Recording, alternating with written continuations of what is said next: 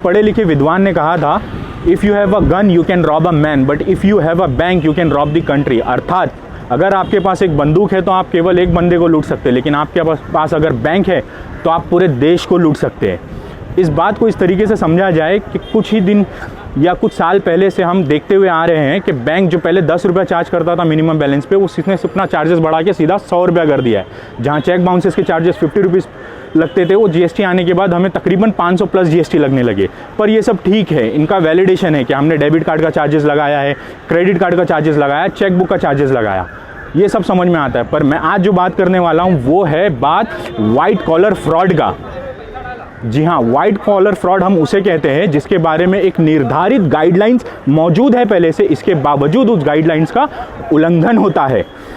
आप जब अभी नेक्स्ट टाइम जब बैंक जाएंगे तो आप ध्यान दीजिएगा कि किसी न किसी व्यक्ति को या फिर किसी न किसी दूसरे व्यक्ति को या तीसरे व्यक्ति को या चौथे व्यक्ति को, या फिर कभी ये चीज़ आपके साथ भी हो सकता है कि आपसे कहा जाए कि भाई साहब आपने पिछले 1 साल में कुछ भी ट्रांजैक्शन नहीं किया है बैंक में, आपका बैंक अकाउंट हो चुका है डॉर्मेंट और आपको रीएक्टिवेट करने के लिए केवाईसी करना पड़ेगा और चार्जेस पे करना पड़ेगा।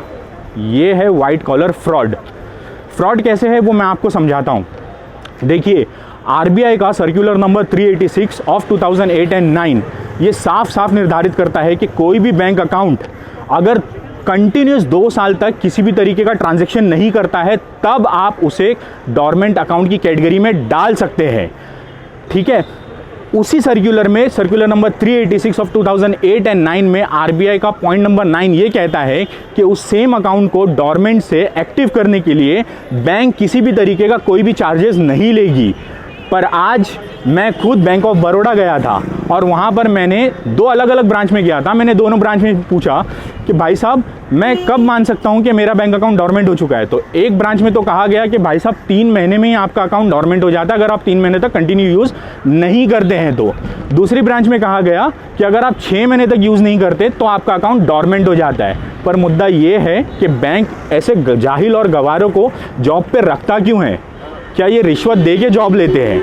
सवाल बहुत है, आलोचनाएं भी बहुत हो सकती है, इल्ज़ाम भी बहुत लग सकते हैं। पर मुद्दा ये है, क्या बैंक आरबीआई के गाइडलाइन के अनुसार काम कर रहा है?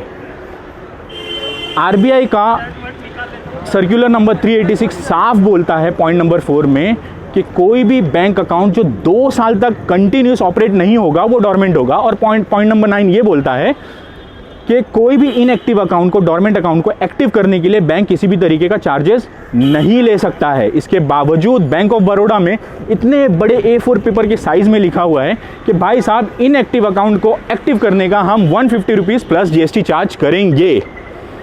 मेरा सवाल है बैंक ऑफ बड़ौदा के ट्रस्टी से, क्या आप आरबीआई से बड़े हैं?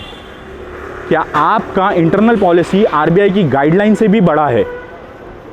नेक्स्ट टाइम जब आप कभी किसी को देखें कि भाई बैंक अकाउंट इनएक्टिव हो गया है या डॉर्मेंट हो गया है तो आप उनको गाइड करें कि आरबीआई का गाइडलाइन है, आप किसी भी तरीके का एक्टिवेशन चार्जेस नहीं ले सकते कस्टमर से। आपको केवल सिर्फ और सिर्फ केवाईसी ही करना है वो अकाउंट में। केवाईसी इसलिए मैंडेट हो जाता है, क्या पता कोई बंदा मर चुका हो और वो अकाउंट को कोई दूसरा बंदा दुरुपयोग कर ले।